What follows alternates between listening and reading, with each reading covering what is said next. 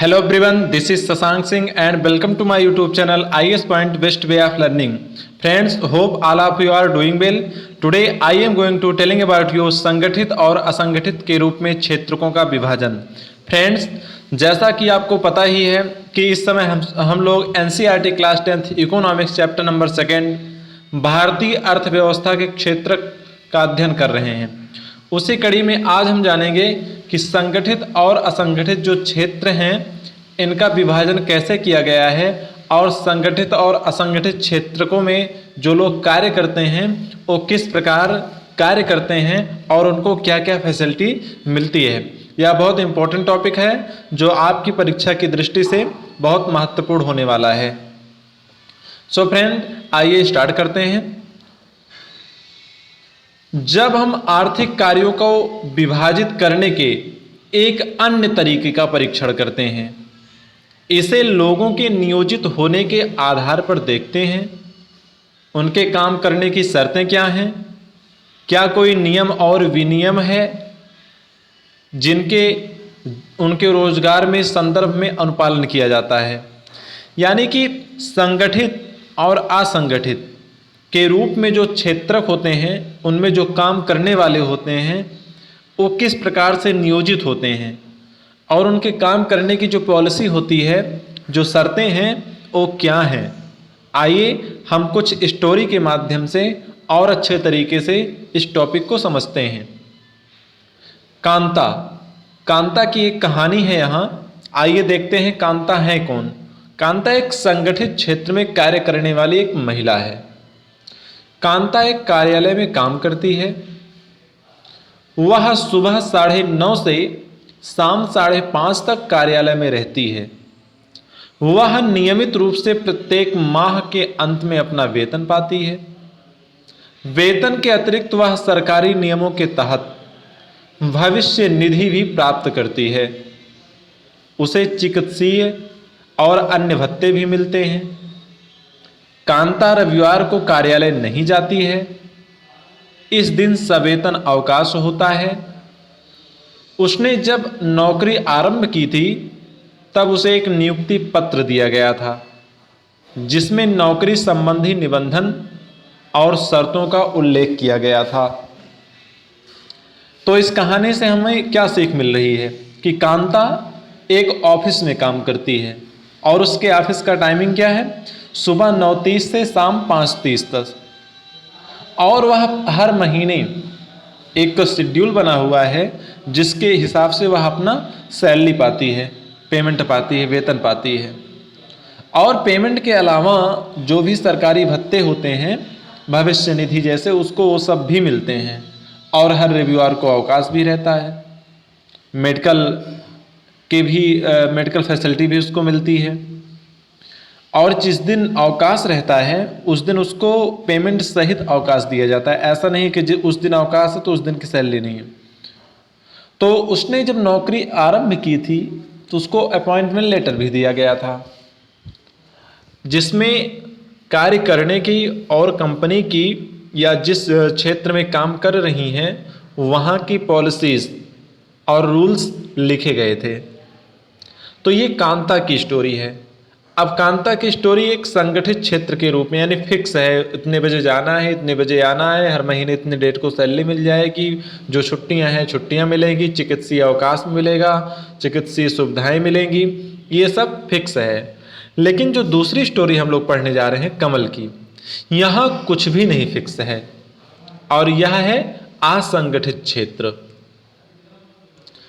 कमल कांता का पड़ोसी है. वह नज़दीक के किराना दुकान में दैनिक मजदूरी करने वाला श्रमिक है. कमल के पास कोई परमानेंट जॉब नहीं है. वह वहीं पास की ही दुकान में डेली बेसिस पे काम करने वाला एक श्रमिक है. वह डेली काम करने जाता है, उसका पैसा उसको मिलता है. और उसकी ड्यूटी टाइमिंग जो है वो भी ज़्यादा है. सुबह 7:30 पे जाता है और शाम को 8 बजे तक काम करता है. वहाँ उसे अपनी मजदूरी के अतिरिक्त अन्य कोई भत्ता नहीं मिलता है.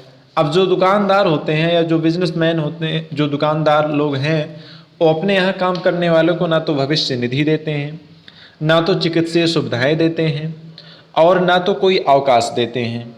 अब मान लीजिए रविवार को अवकाश दे दिया तो उसका पैसा वो काट लेते हैं, पैसा भी नहीं पे करते हैं।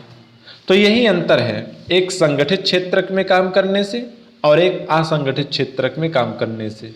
और यहाँ उसको किसी भी नियुक्ति पत्र, कोई भी नियुक्ति पत्र नहीं दिया गया था, और जब समय होता है उसको रख लिया जाता है, जब समय होता है तो हटा दिया जाता है। तो ऐसा है संगठित और असंगठित क्षेत्र में काम करने। इसलिए अब संगठित क्षेत्र में काम करने के लिए क्या करना है कि आदमी को मोस्ट एजुकेटेड होना जरूरी है। जितनी भी एलिजिबिलिटी क्राइटेरिया है संगठित क्षेत्र में काम करने की उतनी होनी चाहिए, जबकि असंगठित क्षेत्र में काम करने के लिए एलिजिबिलिटी क्राइटेरिया मायने नहीं रखती है। इसलिए यहाँ कोई बाउंडेशन भी नहीं होता है। क्या आप कांता और कमल के रोजगार की परिस्थितियों में अंतर देखते हैं? बहुत सारे अंतर दिखाई दिए। कौन कौन से अंतर हैं इसको आप लोग कमेंट बॉक्स में जरूर बताइएगा।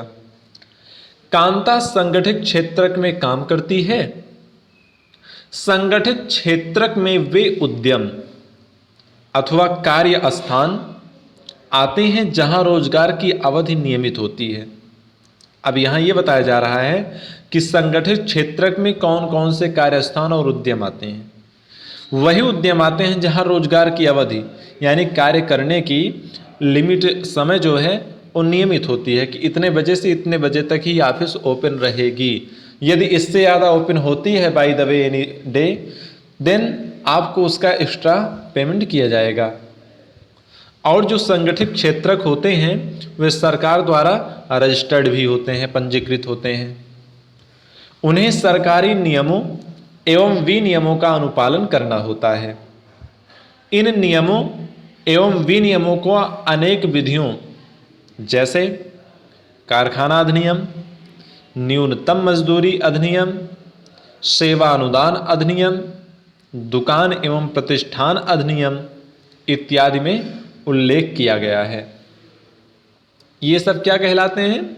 संगठित क्षेत्र कहलाते हैं। तो संगठित क्षेत्र कौन है या क्या है, इसके रूल्स क्या क्या होते हैं, इसकी पॉलिसियाँ क्या क्या हैं और उनका कार्य करने का डे क्या रहता है, ये सब आपको समझ में आ गया होगा। संगठित क्षेत्र के कर्मचारियों को रोजगार सुरक्षा के भी लाभ मिलते हैं। उनसे एक निश्चित समय तक ही काम करने की आशा की जाती है।